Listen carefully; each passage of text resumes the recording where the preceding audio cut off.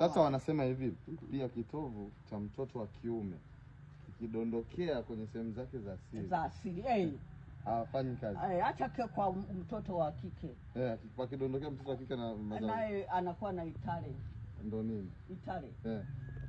Watu hawajui sasa ndo itale ndo nini? Itale. Mwanaume akikugusa haipiti. Si mnanitaka. Wapo watu hivyo. Wapo wanawake wa hivyo. Kwa nikienda kukutana naye haipiti. Haipiti. Anaitale sasa liangukiwa kitovu. Haipiti yani inafanya. Wewe mpumbavu sana.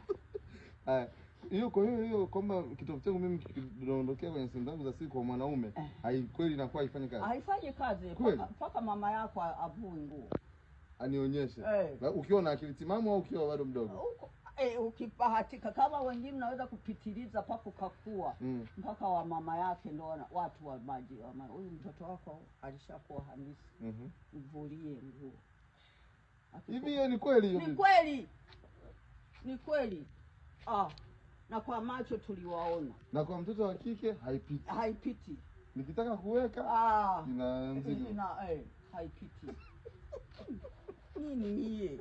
Si mnanitaka. Mimi ndio nishazaa mapacha. Nilishaehuka na bwasu kaga tu. Ni hatari. Ni hatari kudondokewa mtoto kitovu.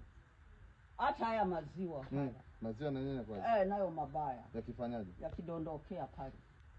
Unamnyonyesha mtoto, waangalie maziwa yako mwenyewe yasimdondokee kwenye uchi. Yakidondoka mtoto ila penyewe pana dawa yake zipo za chenyeji. Kama ni maziwa. Dawa zipo za. Lakini kwa kitovu hamna dawa. Hamna dawa, dawa ni hiyo. Mpaka mtoto mama amvulie. Amvulie. Ni noma. Noma hiyo. Yuko baba umoja tulikuwa naye kule. Uko Masagara. Alikuwa anaitwa Juma Kanyonyi. Juma Kanyonyi huyo aliangukiwa na kitovu.